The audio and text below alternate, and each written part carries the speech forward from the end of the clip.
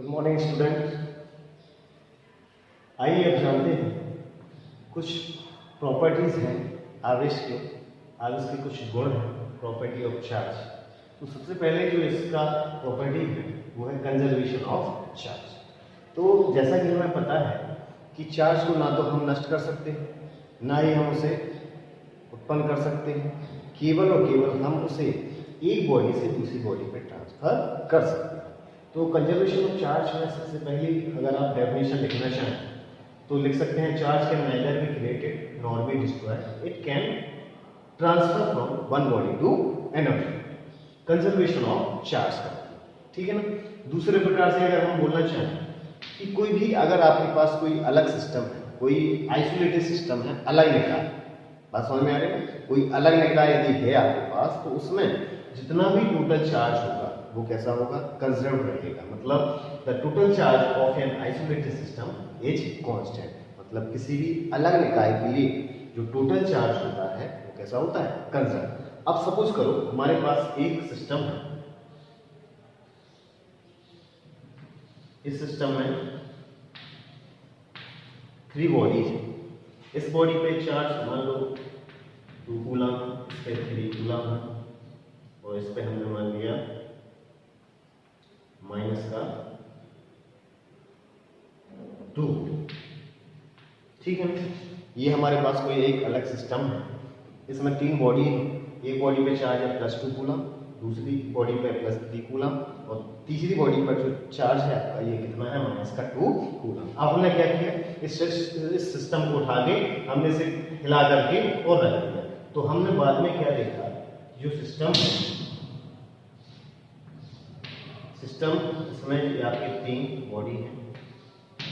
हमने देखा कि इस पे प्लस का 2 कूलम आवेश आया, इस पे माइनस का 3 कूलम आवेश आया। अब बताइए इस वाली तीसरी बॉडी है, इस बॉडी पे कितना चार्ज होगा।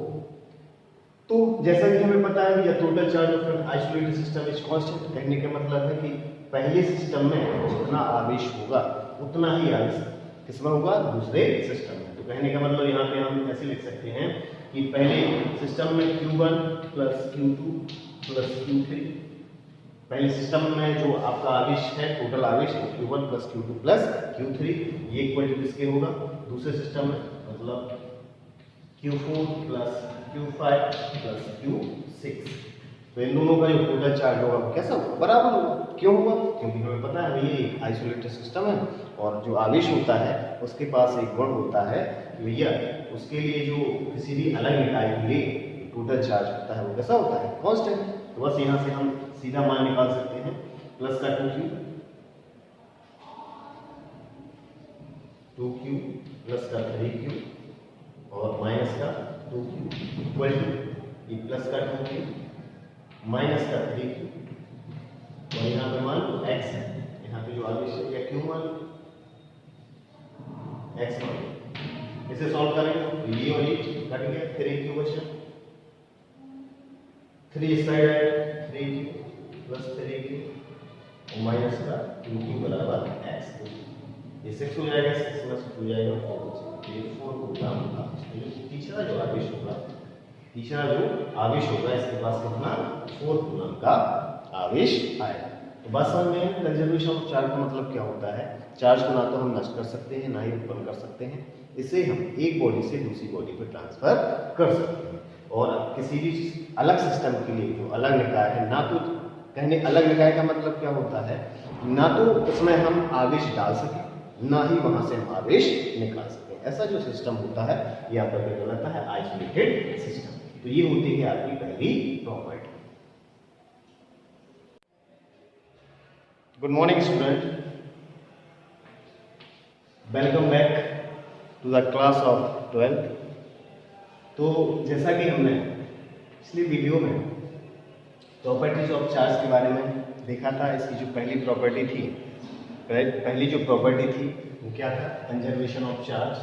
मीन्स किसी भी आइसोलेटेड सिस्टम के लिए जो चार्ज होता है वो कैसा होता है, कंजर्व होता है या संरक्षित रहता है।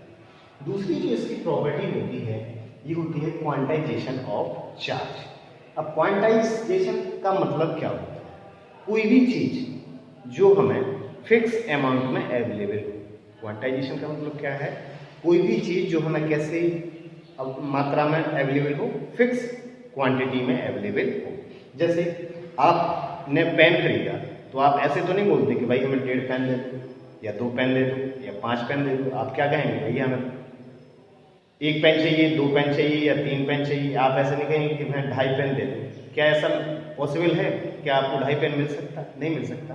मतलब बहुत सारी चीज़ें ऐसी होती हैं जो कैसी अवस्था में मिलती हैं, हमें फिक्स क्वांटिटी में मिलती हैं, मतलब जो हमें अवेलेबल हो किसमें? फिक्स अमाउंट में।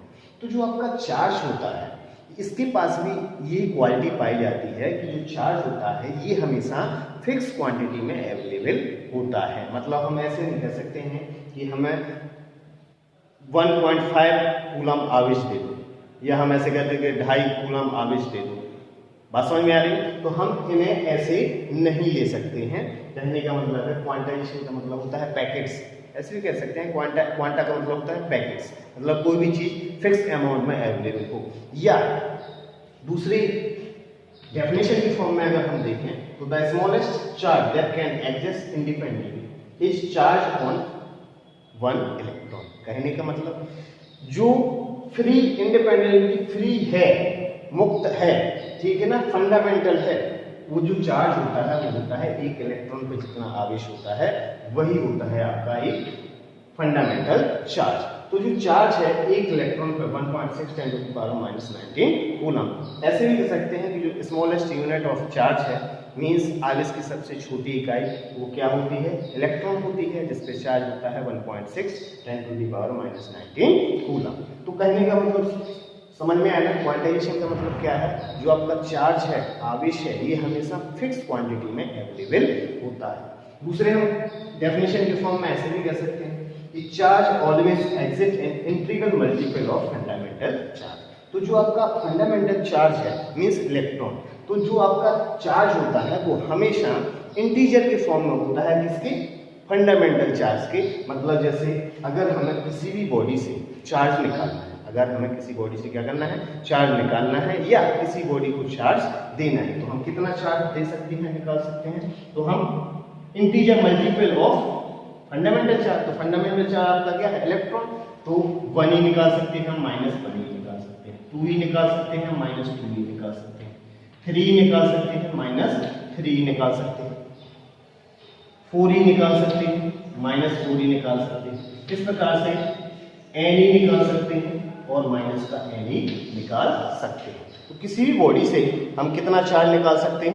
किसी भी बॉडी से हम कितना चार्ज निकाल सकते हैं? तो हम integer multiple of fundamental charge, मतलब फंडामेंटल जो आपका चार्ज है या इलेक्ट्रॉन है उसके इंटीजर फॉर्म में हम आवेश को एक बॉडी से दूसरी बॉडी पे निकाल सकते हैं। अब जैसे हमने आपसे बात की, एक चीज और आपको समझाएं, जैसे एक कोई बॉडी न्यूट्रल है, बॉडी कैसी है? न्यूट्रल। जैसे कोई बॉडी आपकी कैसी है? न्यूट्रल। तो न्यूट्रल की अवस्था में क्या होता है? क्या इस पे कोई चार्ज होगा? तो जनरली न्यूट्रल अवस्था में कोई चार्ज नहीं होगा। लेकिन अगर हम इस बॉडी से मान लो 4 इलेक्ट्रॉन हमने निकाले, अब बात समझ न्यूट्रल का मतलब क्या होता है? जितने इलेक्ट्रॉन हैं उतने ही क्या होंगे? प्रोटॉन।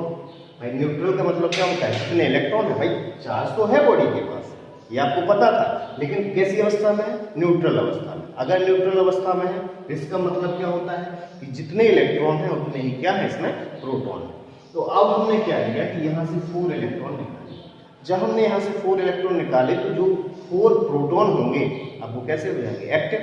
कहने का मतलब भाई 4 इलेक्ट्रॉन और 4 प्रोटॉन एक साथ जुड़े, हमने कितना निकाल लिया? 4 इलेक्ट्रॉन निकाल लिया। तो भाई जो 4 जो प्रोटॉन है जो अभी सुप्त अवस्था में थे वो कैसे हो गए? एक्टिव हो गए, मतलब वो कार्य करना प्रारंभ कर देंगे। तो इस बॉडी पे कितना चार्ज आएगा? प्लस का 4 की। बात समझ में आएगा?